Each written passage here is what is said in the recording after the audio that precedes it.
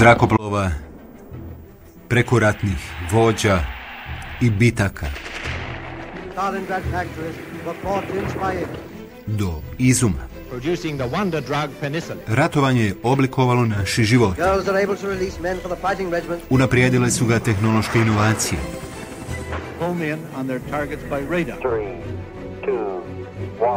I vojnici gurnuti do ruba.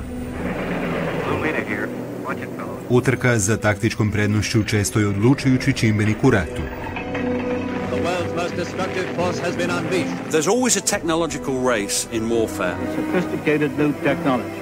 Development of the first computers. Technology has massively changed the face of warfare in the 20th century. Ova serija prikazuje i rangira najpoznatija i najutjecajnija obilježja ratovanja s inovacijama koje su promijenile pravila igre i obuzele ljudsku maštu, te u kritičnom trenutku promijenile odnos snaga. Ovo je top lista odlika modernog ratovanja.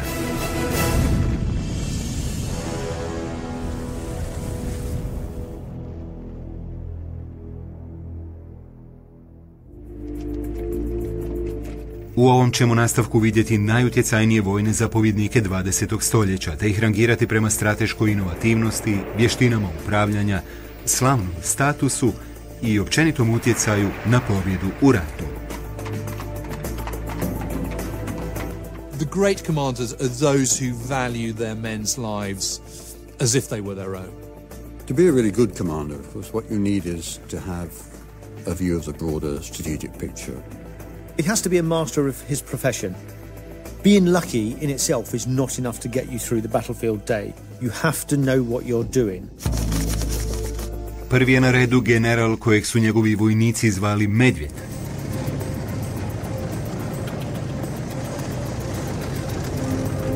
Drugoga kolovoza 1990. iračka vojska okupirala je naftom bogatog susjeda Kuvajt.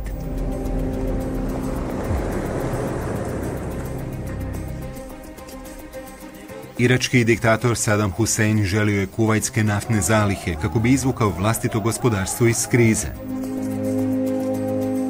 Saddam wanted to stifle dissent at home, and he also saw that at a time of falling oil prices, Kuwaiti oil resources would be a significant addition to his own and a significant generator of income for Iraq. Kad su pregovori s UN-om propali, koalicijske snage poslane su u akciju.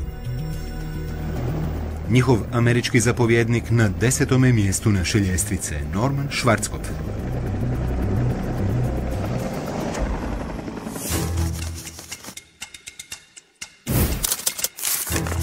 Čin, general s 4 zvjezdice u vojsci SAD-a, u vojnoj službi od 1956. do 1991.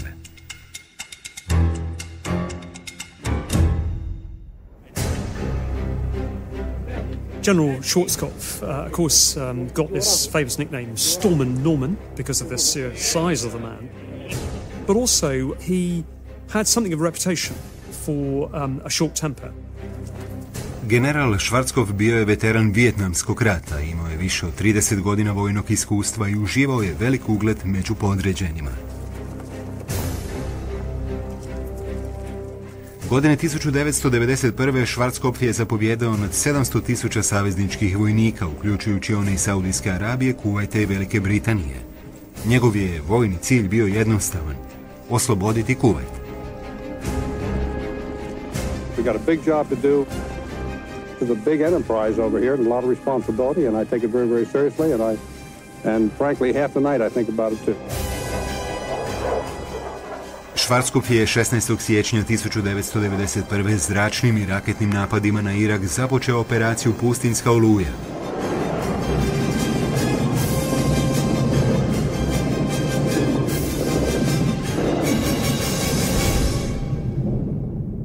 Osim što je zapovjedao koalicijskim postrojbama, morao je i objašnjavati svoje planove medijima. I assure you we will attack them relentlessly until either we are prevented from attacking them any further by weather or we have destroyed them all. There's no doubt at all that he came across very well in press conferences. He was seen as a man who could be trusted. From the media perspective, he was not at all a Stormin' Norman. They just saw this rather shall we say, cuddly, sort of bear-like man who was very amusing and able to convey a great story to the press. Schwarzkopf je zračnim napadima uspješno prekinuo neprijateljske komunikacijske linije te linije opskrbe. No sljedeći će potez biti njegov najveći test – kopnena invazija. Da bi u tome uspio, general Schwarzkopf planirao je smjelu vojnu obmanu. Zavarao je iračke zapovjednike u vezi s tim odakle će koalicijske snage napasti. Na medijskim konferencijama natuknuo je da će invazija biti amfibijska operacija. All the while he was mustering a vast armoured force that would swing in a left hook around the Iraqi forces, including their Republican Guard, envelop the Iraqi forces inside Kuwait itself, but also prevent them from making a strategic withdrawal into Iraq.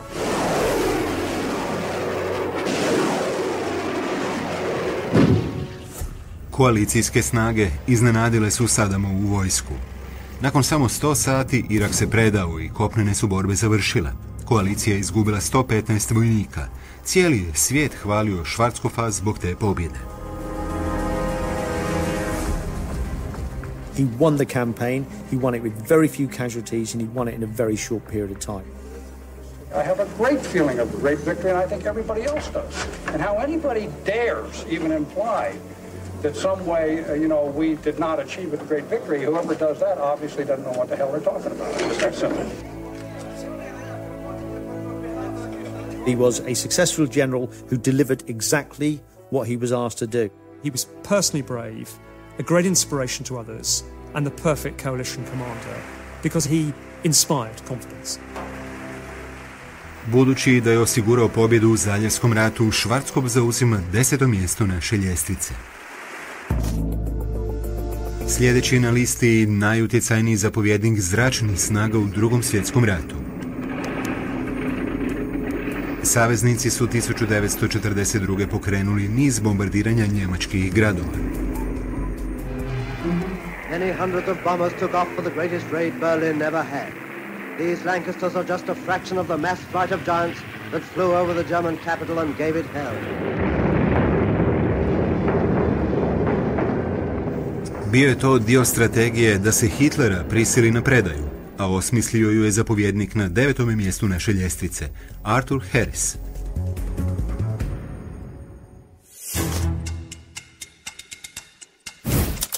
Čin, vrhovni zapovjednik britanskog bombarderskog zapovjedništva u vojnoj službi od 1914. do 1946. Air Chief Marshal Sir Arthur Harris was an extraordinary man. Bluff, gruff, known as Butcher by his airmen.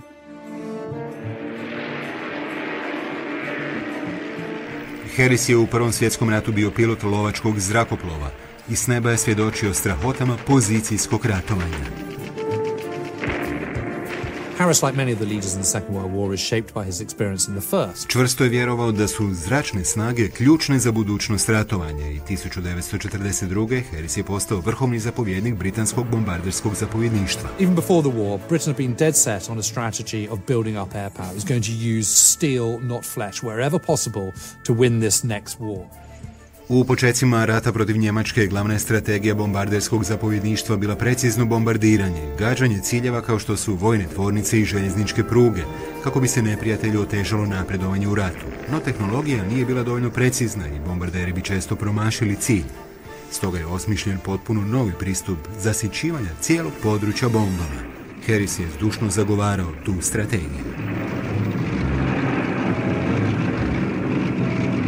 He believed absolutely fundamentally that the area bombing of Germany was necessary to destroy the cities, destroy the war-fighting capability of the Third Reich. His job, he felt, was to destroy Germany, and that's what he set out to do. Once the British Prime Minister had agreed, Harris's next job was to convince the public. There are a lot of people who say that bombing can never win a war. Well, my answer to that is that it has never been tried yet, and we shall see. He needed to up the ante in terms of Bomber Command's PR. propaganda, and so started making a number of incredibly tough-talking, ruthless, belligerent broadcasts. It may take a year, it may take two, but for the Nazis, the writing is on the wall. Let them look out for themselves. Harris je tvrdio da Britanija može pobijediti u ratu uz pomoću dovoljno bombardera Lancaster. U svibnju 1942. počeo je prvi napad 1000 bombardera. Cilj je bio njemački industrijski grad Keln.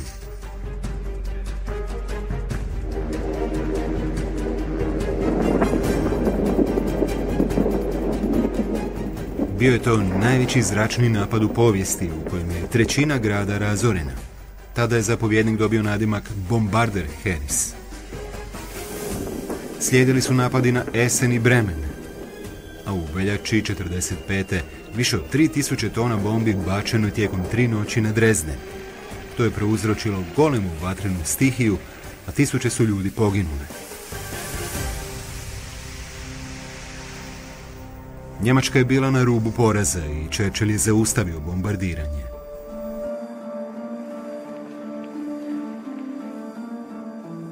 The key to all of this, of course, is to work out, did it shorten the war? I think it did shorten the war because it destroyed the war-making capability of the Third Reich. It has a huge impact on the German war effort, and of that there is absolutely no question whatsoever.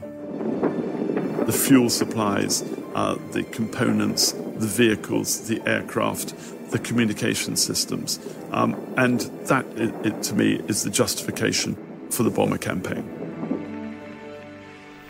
Arthur Bombarder Harris na 9. mjestu naše top liste.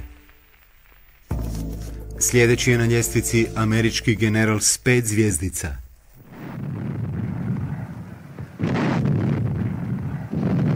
Ožujak 1945. Američke i filipinske postrojbe nastoje osloboditi glavni grad Manilu od japanskog okupatora. Every inch of ground has to be fought for in the murderous house-to-house battle. Za jednog američkog zapovjednika ta emisija imala osobno značenje. The stricken and burned out city awaits the leader of the assault, General MacArthur, the man who said, "We will return." Na 8. mjestu top liste zapovjednika Douglas MacArthur.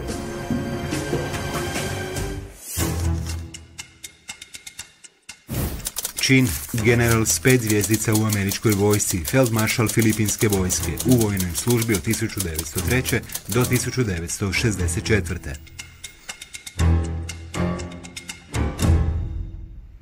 Douglas MacArthur odrastao je na divljem zapadu, a 1899. upisao se na Vojnu akademiju West Point, koju je završio kao najbolji polaznik.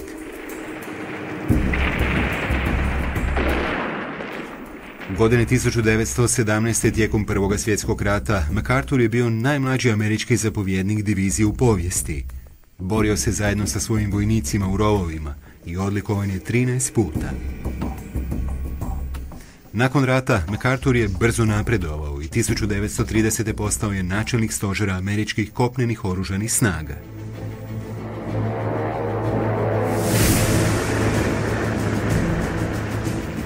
Godine 1941. Amerika je ušla u Drugi svjetski rat nakon što je Japan bombardirao Pearl Harbor. Istog je tjedna Japan napao Filipine. Budući da je MacArthur ondje u 30-ima izgradio vojne snage, bio je idealan izbor za obranu otoka. And in the Pacific Philippine Islands, America's General MacArthur has been placed in command. No Japanci su slomili otočnu obranu i ubrzo zauzeli glavni grad Manilu. January 2nd, 1942, Manila falls. Manila lasts 26 days. Japan's endless flow of invasion forces doomed Manila. Premda je predvodio snažan otpor, MacArthur je bio prisiljen napustiti Filipine. No general je tada dao svoje znamenito obećanje. I said to the people of the Philippines whence I came, I shall return. Tonight, I repeat those words. I shall return. MacArthur i mornarica pokrenuli su operaciju oslobađanja Pacifika od japanske okupacije koja se zasnivala na jedinstvenoj strategiji zaobilaženja dobro utvrđenih neprijateljskih položaja. Every island has to be fought for. It's incredibly tough. It's a very bloody and long campaign, but he's the right man for the right job, for the right time. Inovativna strategija uključivala je zauzimanje jednog po jednog strateški važnog pacifičkog otoka. No, za MacArthura najvažniji dio operacije bio oslobađanje otoka koje je morao napustiti. He is determined, absolutely determined, to liberate the Philippines and from there on to the Japanese home islands. U ožujku 1945. MacArthur je predvodio operaciju oslobađanja.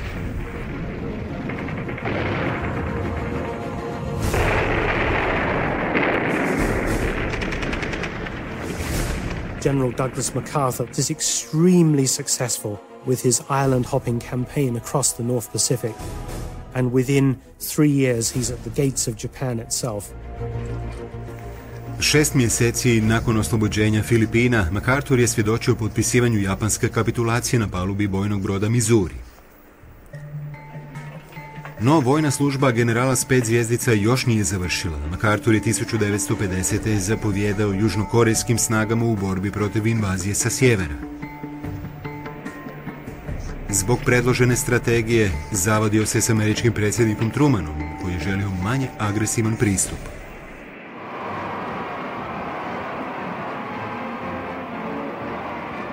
No, budući da je osigurao savezničku pobjedu na Pacifiku, zauzima 8. mjesto naše ljestvice. Slijedi zapovjednik u kojega je Adolf Hitler imao najviše povjerenja. Tijekom Drugog svjetskog rata njemačke su podmornice bile najstrašnija plovila na moru, a na čelu podmorničke flote bio je zapovjednik koji je na 7. mjestu naše top liste, admiral Karl Dönitz.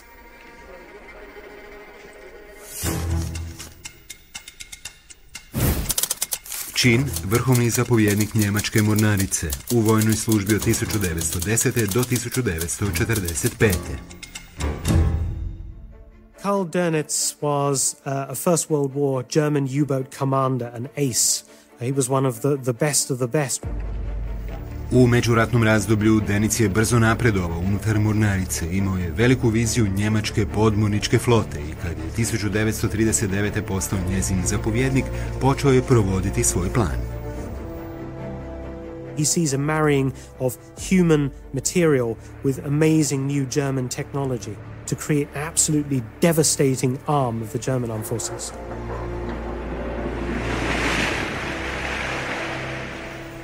Dönitz je smatrao da su podmornice ključne za njemačku pomorsku dominaciju.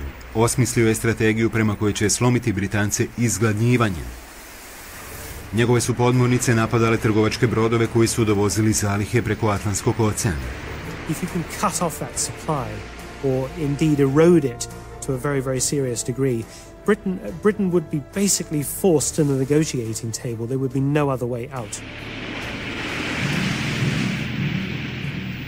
Dönitz je naredio podmorničkim posadama da zajedno gađaju brodove, služeći se takozvanom taktikom vučijeg čopora. One U-boat in particular will typically radio in that it's found a convoy, and the other U-boats will then converge to form a wolf pack. Bila je to nemilosrdna, no veoma uspješna strategija. Njome su potopili 2/3 svih savezničkih brodova. No, potapanje brodova bila je opasna misija. Dönicovi vojnici imali su najveću stopu stradanja od svih njemačkih snaga. Tijekom rata na moru je poginulo više od 20.000 vojnika. Admiral je osobno posjećivao podmorničke posade, znajući da bi im svaka misija mogla biti posljednja.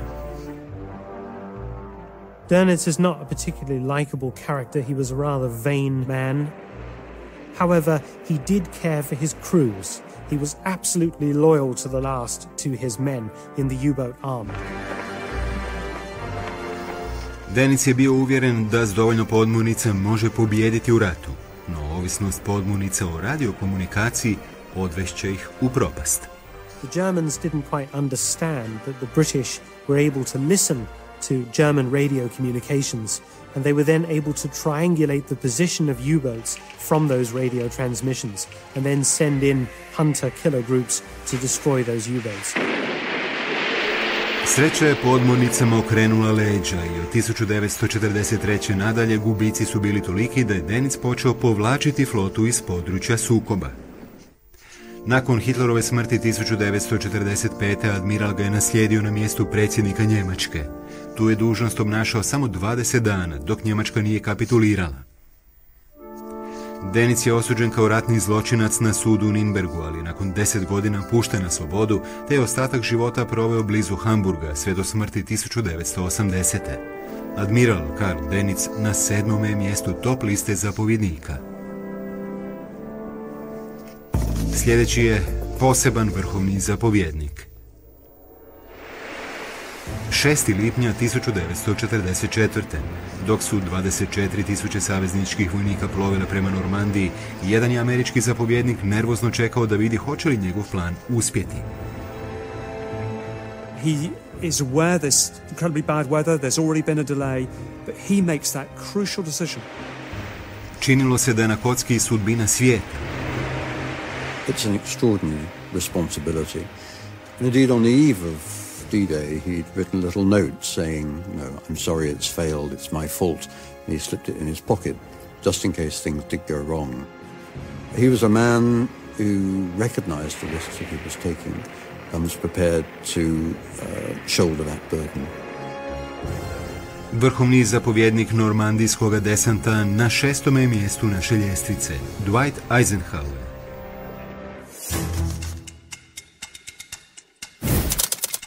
Čin, general s 5 zvjezdica u vojsci SAD-a. U vojnoj službi od 1915. do 1952.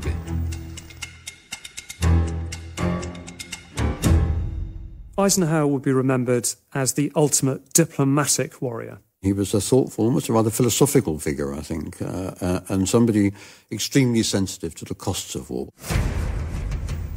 Dwight David Eisenhower rodio se 1890. i odrastao u velikoj obitelji u Kansasu. Upisao se na Vojnu akademiju West Point s 20 godina, a 1918. dolazi prvi put na položaj zapovjednika, trenira tenkovske postrojbe. No, Prvi svjetski rat završio je prije nego što je Eisenhower imao priliku sudjelovati u borbi. U međuratnom razdoblju brzo se uspinjao i 1941. promaknut je u brigadnog generala.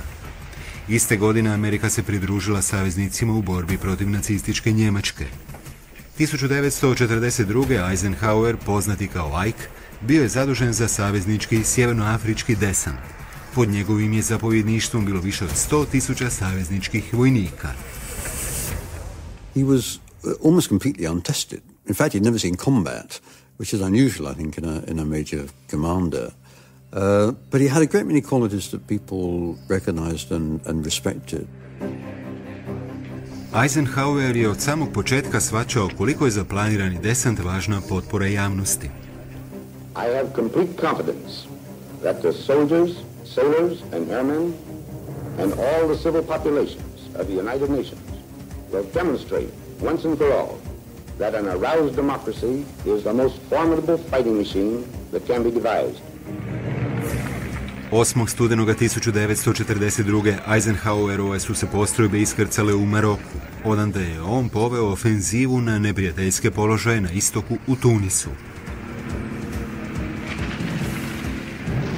Nakon 6 mjeseci borbi u pustinji, saveznici su napokon izvojevali pobjedu u Sjevernoj Africi. Nakon toga Eisenhower je predvodio uspješan desant na Siciliju. A 1943. postavljen je za zapovjednika Vrhovnog stožera savezničkih ekspedicijskih snaga. No, sljedeće ga je godine čekao najveći izazov, Dan D. Eisenhowerov dar za diplomaciju tada je stavljen na najveću kušnju. His political skill was very important. being able to balance up Roosevelt against Churchill, being able to balance up American against British Commonwealth forces. S obzirom na nepovoljne vremenske uvjete, zapovjednikova je najveća odgovornost bila odrediti najpogodnije vrijeme i mjesto za invaziju. On the night of the 6th of June, Eisenhower finally gave the go-ahead. But what a difficult decision to make. Iskrcavanje u Normandiji bilo je prekretnica u ratu. Nakon gotovo 2 mjeseca krvave borbe, Francuska je oslobođena. Liberated France pays tribute to the Supreme Allied Commander at a great military ceremony in Paris. In the name of his people, General de Gaulle decorates General Eisenhower with France's highest honor, the Cross of Liberation. U svibnju 1945. nacistička Njemačka napokon je kapitulirala i Eisenhower se vratio u Ameriku kao ratni junak. The United States Capitol is proud to lead the nation in saying welcome home to one of the greatest and one of the most modest military leaders of all time. 8 godina poslije Eisenhower je postao predsjednik Sjedinjenih Američkih Država, no zbog svojeg je doprinosa savezničkoj pobjedi na 6. mjestu naše ljestvice. Dolazimo do prvih 5 mjesta najvećih vojnih zapovjednika. Dosad smo vidjeli inovativne generale koji su bili voljni riskirati i vodili su vojske do pobjede. Sada nas čekaju najstrašniji zapovjednici kojima nema premca. Sljedeći je na listi zapovjednik iz Prvog svjetskog rata.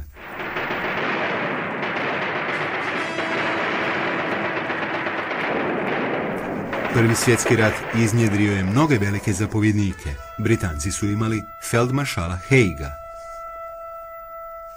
Francuzi su imali Filipa Pétaina, no jedan se američki general istaknuo time što je pomogao dovršiti rat.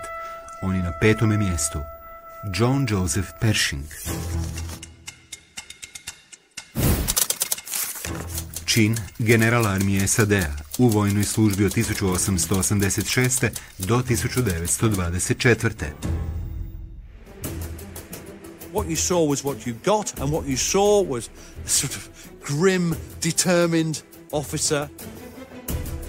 Not someone you choose to sit next to at a dinner party, but that's not what his job was. He was there to be a general to represent his country.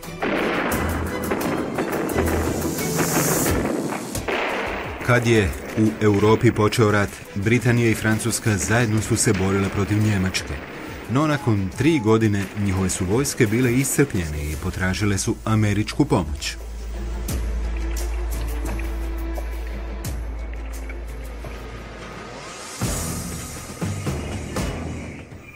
...16. travnja 1917. Amerika se uključila u rat i general bojnik John Joseph Pershing odabran je da organizira profesionalnu vojsku. To nije bio lak zadatak.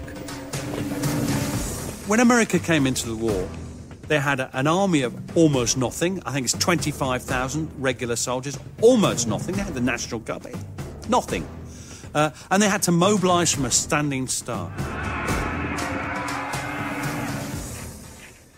Bez časnika, stožera, pa čak i strojnica, Pershing je uspio izgraditi američke ekspedicijske snage.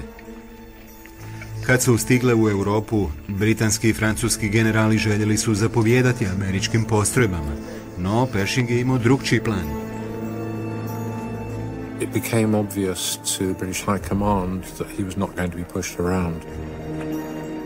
British Command was soon dealt a fairly heavy blow by Pershing's refusal to allow the Americans to be commanded by anyone other than himself.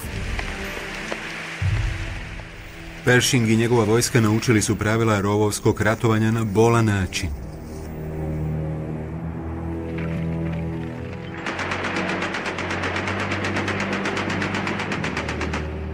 He repeated many of the mistakes that the Allies had made earlier in the war, particularly using his men as was described as cannon fodder and pushing them forward into the attack in long lines.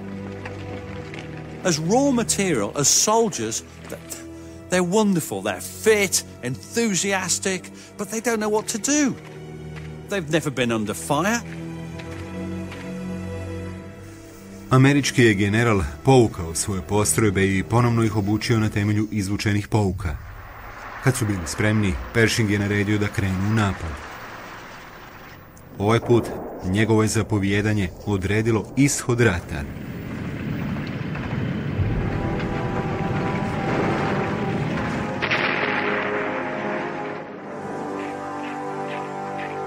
Pershing je krenuo u rat s profesionalnom vojskom od 130.000 ljudi.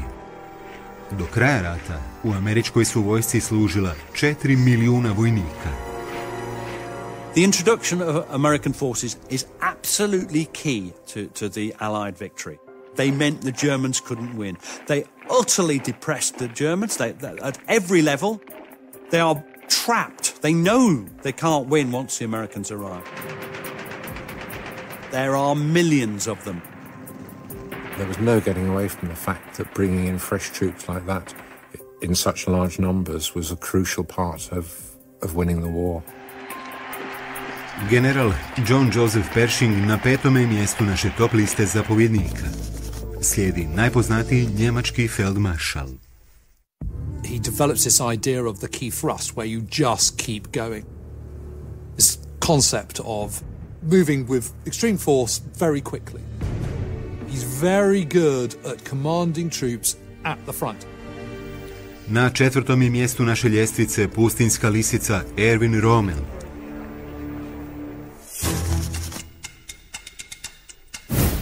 Čin, feldmaršal njemačke vojske, u vojnoj službi od 1911.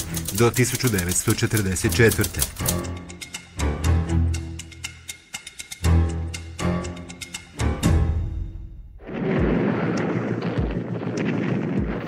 Desetog svibnja 1940. Njemačka je pokrenula invaziju na zapadnu Europu i u samo 6 tjedana okupirala Francusku. Rommel je zapovijedao 7. oklopnom divizijom i učinkovito se služio taktikom munjevitog rata.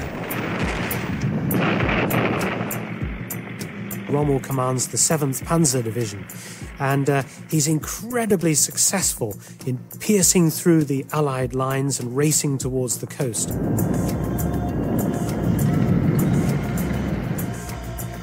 Uspjeh u Francuskoj Rommelu je priskrbio mjesto među Hitlerovim najdražim zapovjednicima. Hitler is so pleased with Rommel that he promotes him quite rapidly up to Major General. Sljedeće godine Rommelu dodijeljen Afrički korpus. Njemački se general brzo istaknuo, probivši se kroz pustinju i zastrašivši britansku 8. armiju. The British troops themselves, who were rather impressed and over-impressed by the cut and dash of this figure who seemed to sort of appear across the desert, strike and then disappear again, and thrust forward and come out of nowhere and make daring maneuvers. And from this he gets the nickname of the Desert Fox. Rommel je uskoro promaknut u feldmaršala i njemačka si je propaganda dala oduška.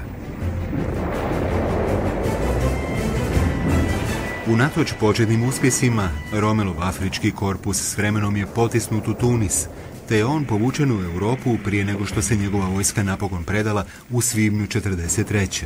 No u nacističkoj Njemačkoj Rommel je i dalje bio junak. Tactically, he's still a very good commander. He's still very much in people's forefront. So you don't sack them and humiliate them, you just rest them for a bit until you've got another role for them. Godine 1944. Rommela je čekao najveći test. Morao je obraniti zapadno bojište od očekivanog savezničkog desanta. Izazov je bio naslutiti gdje će se saveznici iskrcati. Rommel je želio postaviti glavne divizije na ključna mjesta duž obale, no ostali su zapovjednici smatrali to prevelikim rizikom.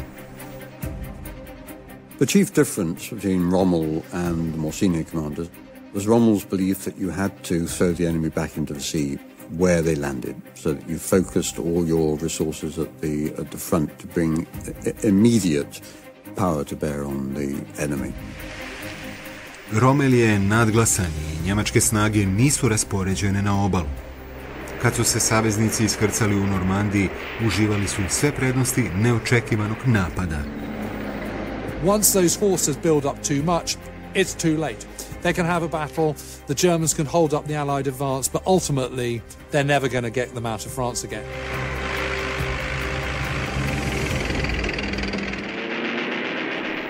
11 dana nakon dana D, Rommel je putovao u automobilu koji je napao zrakoplov Spitfire te je sletio s ceste. Dok se oporavljao od ozljeda, Hitlerov je omiljeni general počeo sumnjati u njemačku pobjedu. He became increasingly disillusioned, I think. It was perhaps not so much a loss of faith in Hitler, but a loss of faith in Hitler's capacity to bring about German victory. Hitler je 20. srpnja 1944. ranjen u atentatu. Za urotu je osumnjičeno 7.000 ljudi. And although Rommel is in no way involved directly in the plot, his name is mentioned in the same sentence as people who have been involved, and that is enough to seal his fate.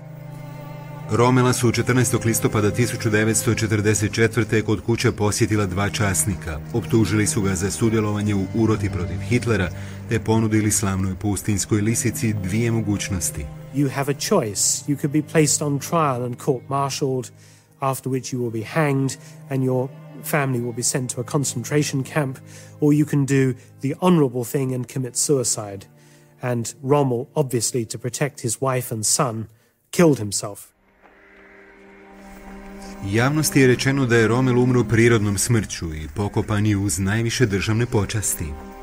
The Desert Fox will always be remembered as one of Germany's greatest leaders and probably Germany's greatest general. Feldmaršal Erwin Rommel na 4. mjestu naše top liste zapovjednika. Slijedi majstor gerilskog ratovanja. He will be remembered in their history as the man who, by his genius, liberated the country by military means. Na 3. mjestu vijetnamski general Giap.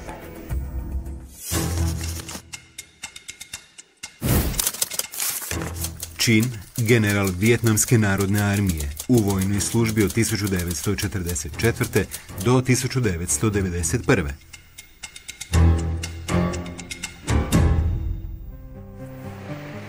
U ožujku 1954. počela je bitka za Dien Bien Phu. Francuske su se postrojbe utaborile u zaštićenoj dolini, no njihova je strategija išla Giapu na ruku. This gave General Giap the perfect opportunity to mass military forces and arm artillery and anti-aircraft guns to surround and destroy a French force at Dien Bien Phu. Deseci tisuća vijetnamskih seljaka nosili su oružje i zalihe Giapovim vojnicima skrivenima u brdima. Giap was crucial to put it into practice, to organize the supply lines, to have all these carriers in place, to make sure that the very heavy weaponry was carried in pieces to this mountainous terrain and then assembled. Vijetnamci su otvorili topovsku paljbu. Opkoljenim Francuzima prekinute su linije opskrbe i nakon 2 mjeseca borbe predali su se. General Giap izašao je iz bitke kao junak, no pobjeda je imala visoku cijenu, poginulo je oko 8.000 Vijetnamaca. He was, in essence, a very ruthless commander, prepared to take heavy losses, but nevertheless very dedicated ideologically and militarily to the fulfillment of a military victory.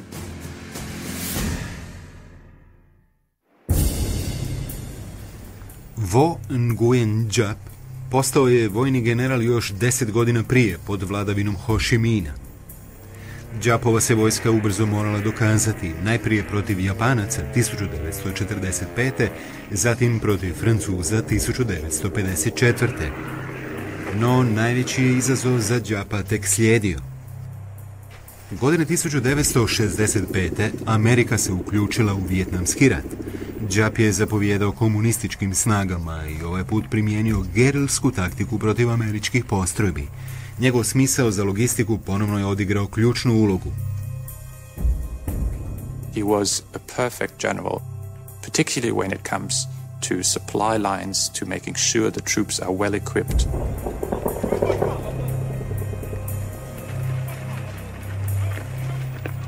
...30. siječnja 1968. deseci tisuća Đapovih vojnika pokrenuli su takozvanu ofenzivu Tet. Izvodili su koordinirane napade u gradovima diljem Južnog Vijetnama. This is a war where he was going to deliberately engage and force his own people to be committed to a war. And although his physical appearance wasn't that of a great military leader, his mind was exactly that. Saigon je pao 1975. i nakon 20 godina borbi Vijetnamski rat napokon završio. Đap je poveo Vijetnam u neovisnost i na 3. je mjestu naše top liste zapovjednika. Sljedeći je slavni ratni general. He was able to move his troops forward impressive distances day after day. And he was always fighting to get more logistics to enable him to push on. He was tough with his men, but he produced results. Na 2. je mjestu naše top liste zapovjednika general George Patton.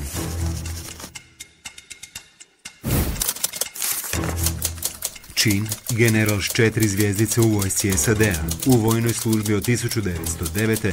do 1945. Patton was a larger-than-life personality, and he liked that. He is that archetypal American uniform buff with his chrome-plated helmet and his ivory-handled revolvers. Patton's reputation among his troops was on the whole a positive one. They liked his aggression, which they saw as, really, frontiersman aggression, real American. George Patton rodio se 1885. u Kaliforniji. Prvi je put bitku iskusio 1916. u američkom ratu s Meksikom.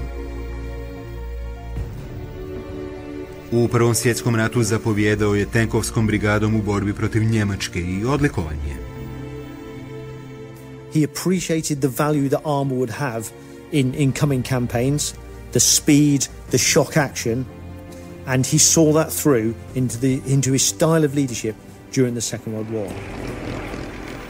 Saveznici su 8. studenoga 1942. pokrenuli i sjevernoafrički desant.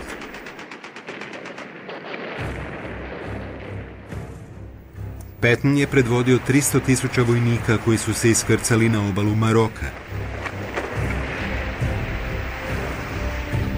Poveo je vojnike u boj i u nekoliko su dana zauzeli Casablancu. Slijedila je uspješna vojna operacija i Patton je promaknut u general pukovnika. Zatim je na red došao desant na Siciliju. Patton je zapovijedao 7. armijom i služio se smjelim taktikama kako bi zavladao otokom. Sicilija je pala u savezničke ruke u roku od 6 tjedana, a do rujna je cijelo Sredozemlje bilo oslobođeno. Nakon toga, svi su se usredotočili na Francusku. Poslije iskrcavanja u Normandiji, Pattonova se 3. armija pokušala probiti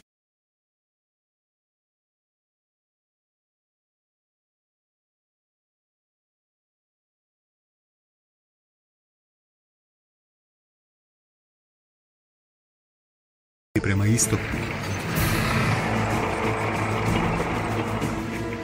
The breakout from the Normandy beachhead suited Patton's views of warfare.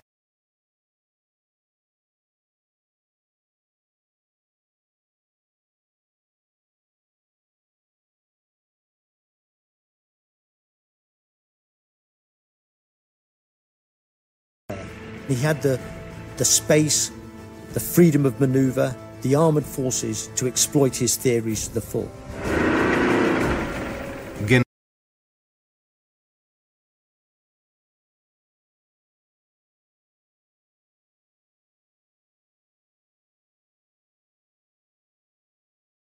General se poslužio njemačkom taktikom munjevitog rata i njegove su postrojbe brzo napredovale. His armored divisions fanned out very rapidly, drove the Germans back.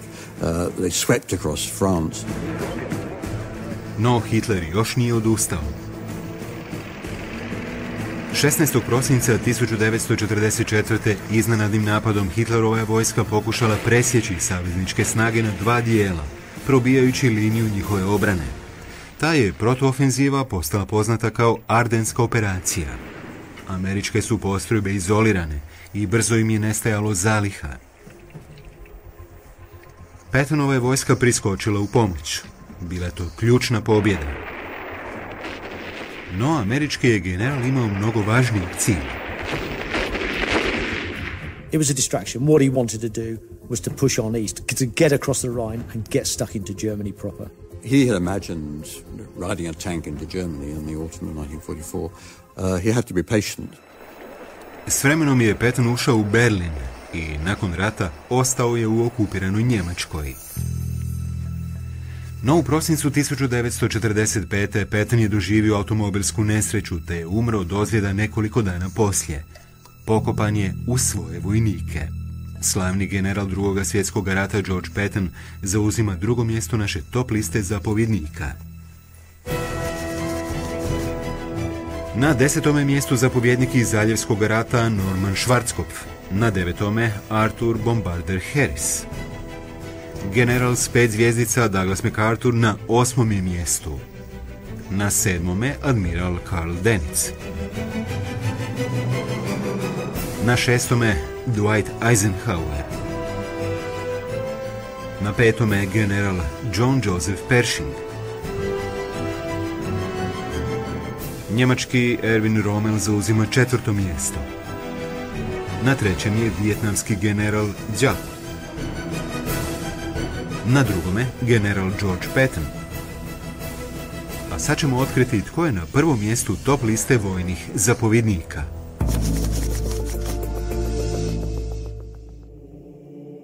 He was an inspirational commander. I mean, he got people to realize that things were possible which before they thought were impossible.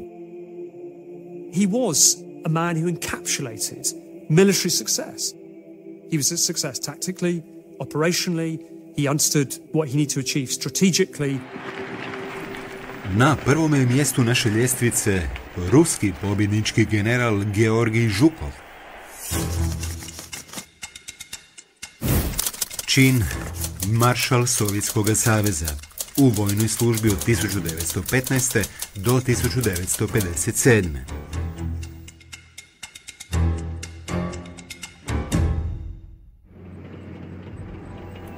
U lipnju 1941. Njemačka je napala Sovjetski savez.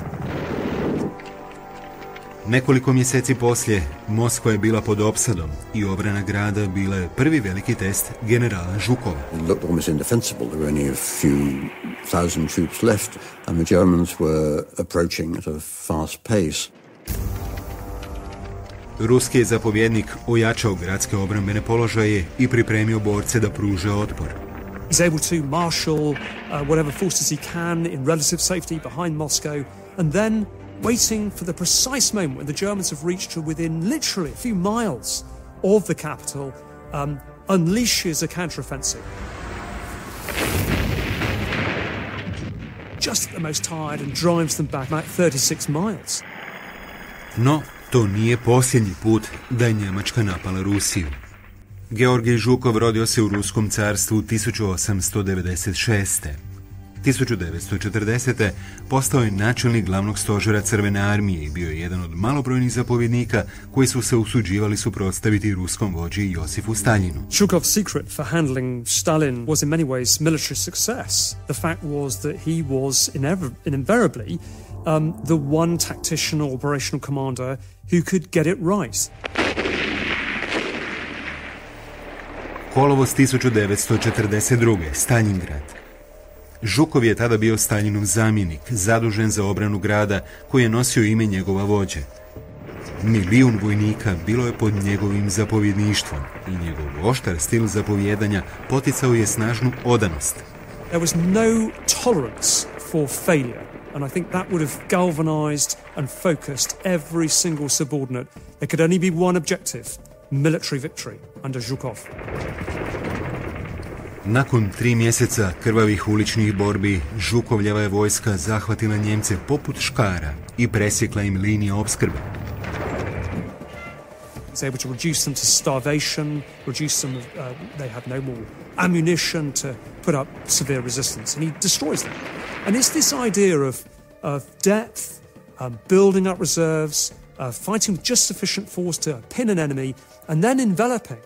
He uses this tactic again and again and again. Slijedila je oštra zima i 2. veljače 1943. neprijatelj se predao.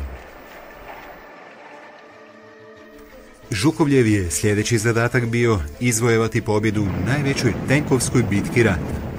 Bitka kod Kurska bila je posljednji očajnički pokušaj Njemaca da poraze Crvenu armiju.